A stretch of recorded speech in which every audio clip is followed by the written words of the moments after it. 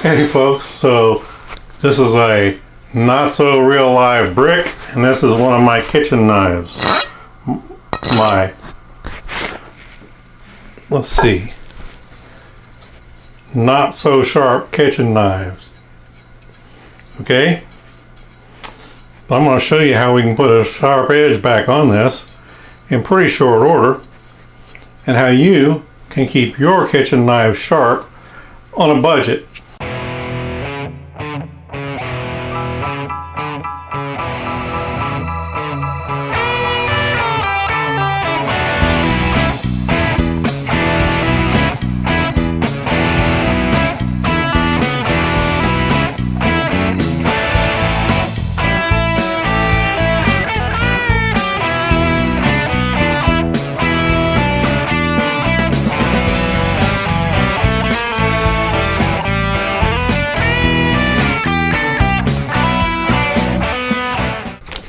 This is one of my other knives out of the same set.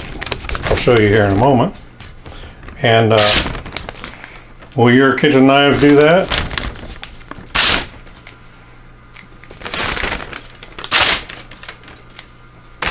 That is a cut. That is a cut and not a rip.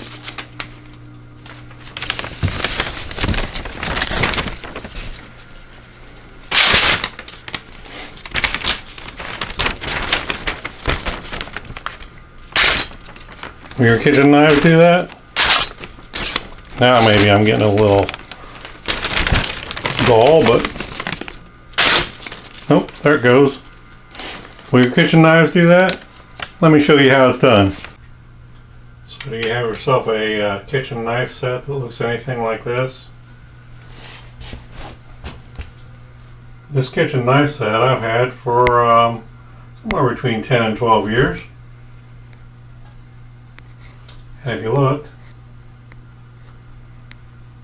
this is not your greatest, I mean, farmerware is decent, but it's certainly not expensive cutlery. And that's my everyday knife set. Now then, right here is that knife that you just saw me slicing that paper with. It's just a regular old farmerware knife that I probably bought at Walmart. I'm guessing Walmart 10 to 12 years ago. Here on the other hand is the Santoku style knife that you just saw me rubbing on that brick a minute ago. And you're just going to have to take my word for it that that dude is not sharp. I would not do that with this the other knife. I'd be bleeding all over the place right now. So I'm going to get these out of the way, and I want to show you how I go about sharpening my knives on a budget. Okay folks, so here we are at one of my absolute favorite stores, and so why is Harbor Freight one of my favorite stores? And it's simply because they have cheap tools, and you know, are their tools the best tools in the world? Absolutely not. However, if you're like me and you've done a lot of work out in the field and you're out working on something somewhere, and you need a tool and you didn't necessarily save up for it, it's a great place to go. Also, heaven forbid I actually ever left a pair of needle nose pliers or side cut pliers laying on a job somewhere, because I've certainly done it. And so we're going to go in here. I want to show you what we're going to get, or we're going to look at anyhow. Okay, so I'm going to link you to a website, or I'm going to leave a link down in the show notes that often has these coupons for these sharpeners. Now this one here is currently $3.29, and this one is $12.99. So for about at a worst case scenario, for less than 20 bucks, you can have a couple good, reasonable sharpeners. And so this is a Harbor Freight, and I'm going to take you back to the house and show you what we can do with these. Okay, so we got our block here. It is marked off in increments based upon the grit of the block. And you see it's got a number 200, number 300, number 400, number 600. And the number 200 is the most coarse, the number 600 the least coarse.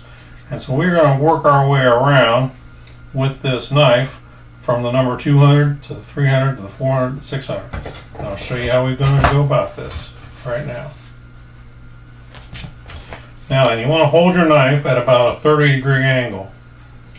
And we're going to draw it towards us on this side and then away from us on that side. And go 1, 2, 3. And you want to make sure you're keeping your angle to the block at about 30 degrees here. 1, 2, 3. That's 1. 1, 2, 3. That's 2. 1, 2, 3, 3. 1, 2, 3, 4.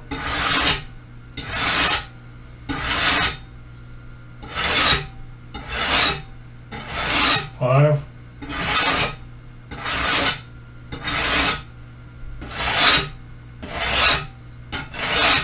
6.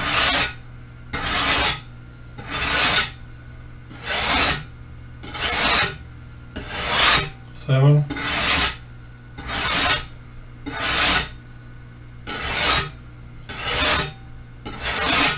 8.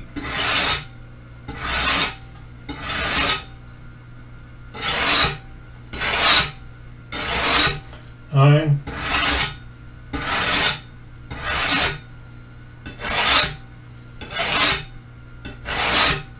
'Now you notice I did 3 swipes per pass, and I did 10 separate passes, 10 sets of 3. And so now we're going to cut it down to 2 swipes.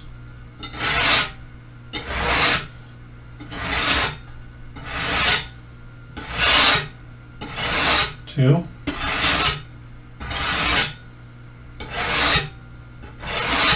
3.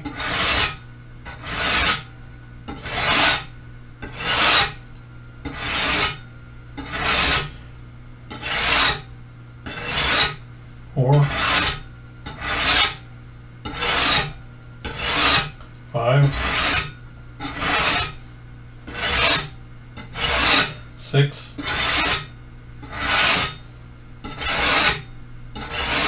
7.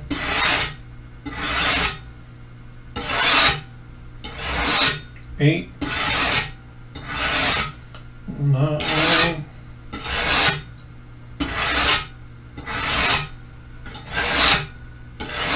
10. And now we're going to cut it down to 1 swipe per pass. 1, 2,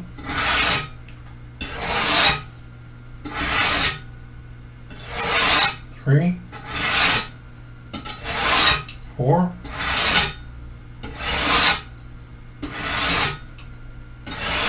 5,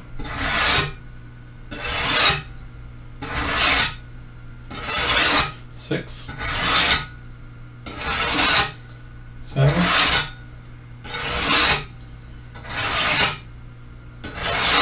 8, 9, 10. I can already feel some sharpness coming to that blade. And we're going to switch it from number 200 to number 300, and we're going to repeat the process all over again.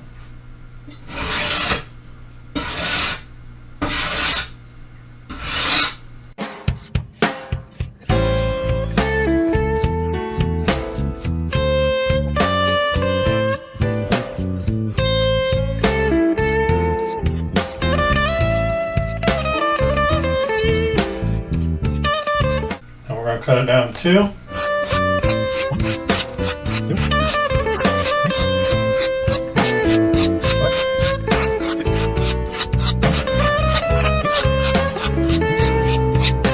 Now then, we are going to, oh yeah, I can already feel that. We're going to cut it down to 1 swipe per pass now.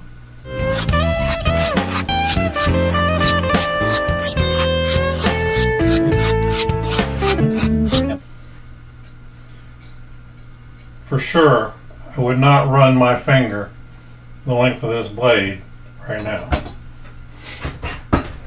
It's not as sharp as I want it, but I believe it's sharp enough to cut you.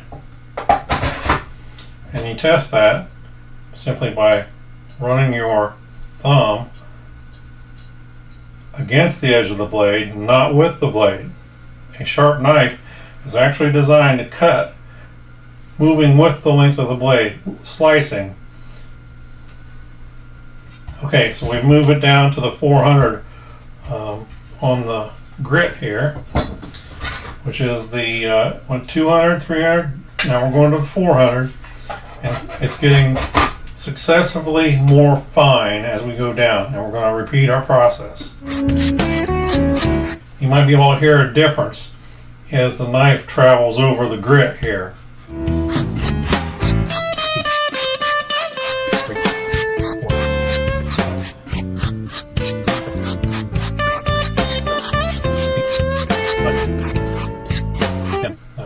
For 2. Remember, we're still holding our knife at about a 30-degree angle.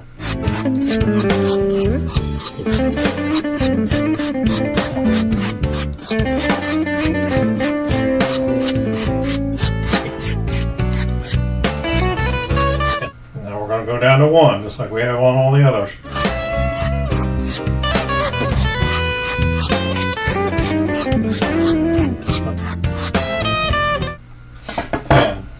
Alright, so now down to the most fine, which is the 600.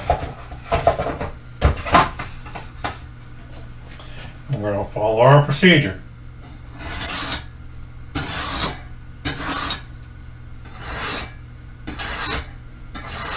Again, you might hear the difference in the sound of the knife as it travels over.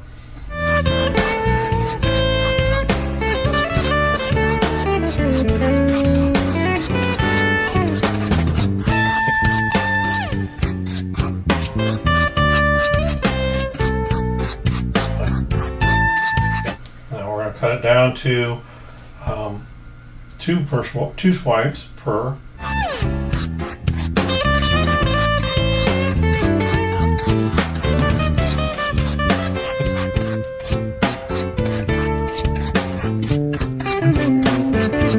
And now we're going to go down to 1 swipe.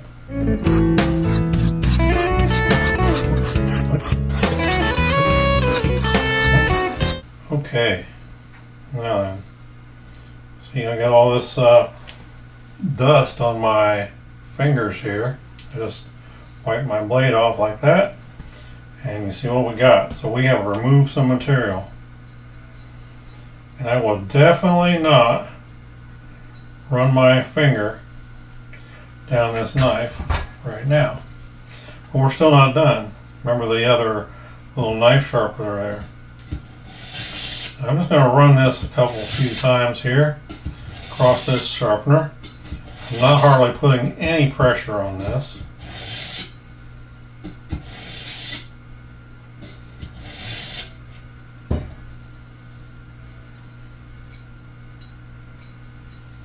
And last but not least, I'm going to go over here and I'm going to grab the steel that came with that kit. And again, I'm not putting much pressure on here at all. And a steel is designed to smooth, to straighten the edge of the knife. There we go.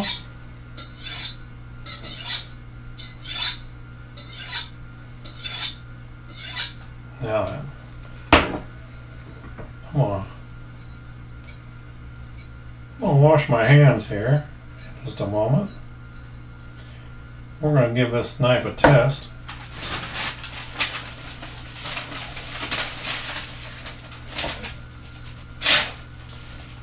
See that? That is not a rip. Nor is that. So there you go.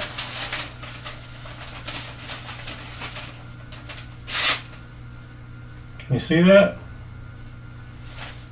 I hope you can. Whoa.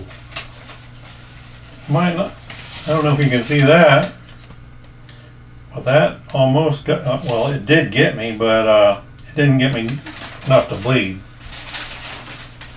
So there you go. We've got us a nice sharp knife. I'm going to go wash my hands, and we will be back in a minute. Okay, so let me show you. I want to show you a little knife skill here. I've got a regular russet potato here.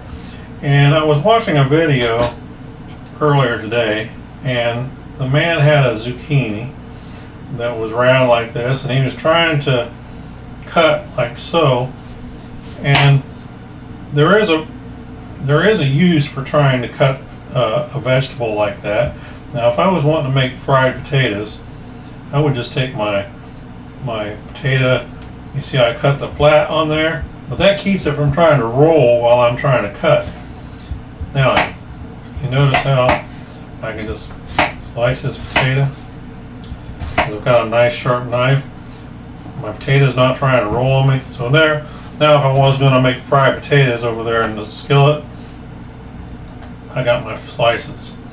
Now, I'm going to grab another potato here in just a moment. I'm going to show you how I go about most every day.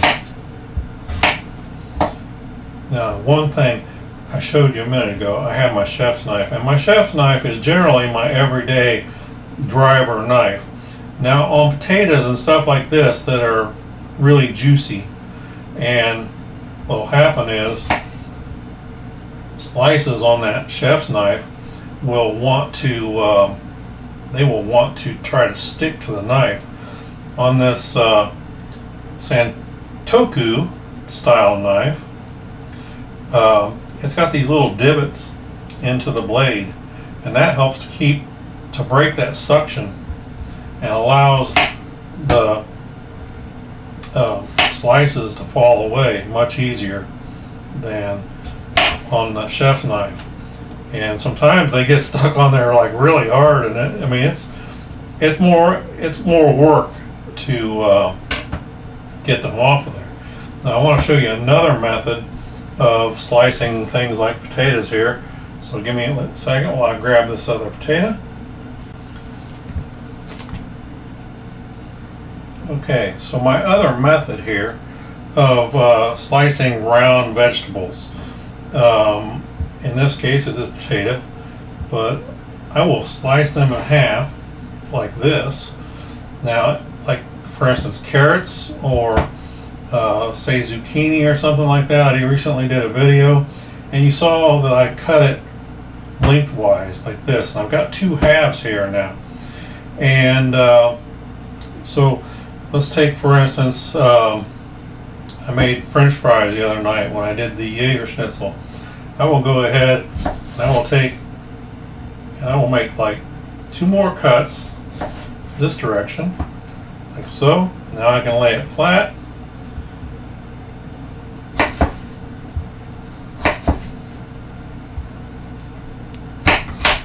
Just like that.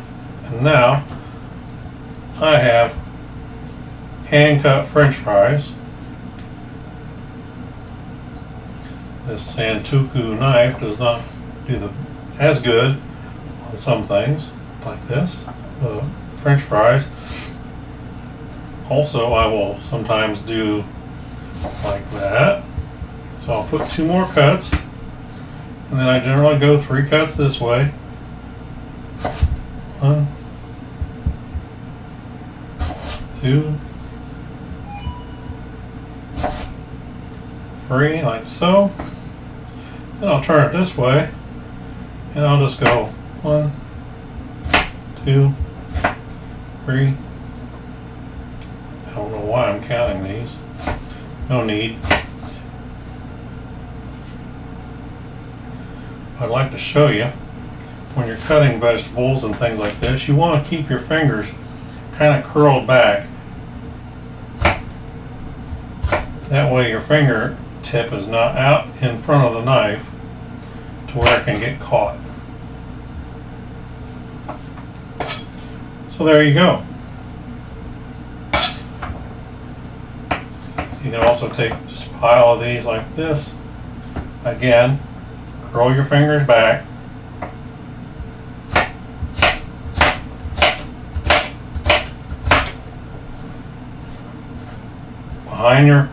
Basically behind your bend in your finger. That way you're keeping your knife in front of your fingertips and away from them.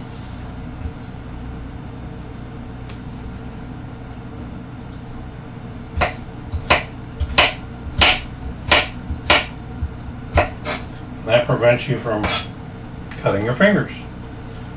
All right. So trust me, I already know that some of you folks have knives that in your drawers probably that look pretty similar to what it was right after I took it off the brick here a minute ago. Now, and depending upon how much you're using your knife during a specific cut, you may want to run it over your steel a few times during a big cutting project, because your cutting board and whatnot will actually kind of dull your knife, but that will help keep a edge on it. Also, if you keep your knife sharp, you should not necessarily need to go to the extreme sharpening method that I did here. You know, you may not have to run 3 sets of 3 on the most gritty one in order to get your knife back to sharp again, especially if you've been keeping your knife sharp.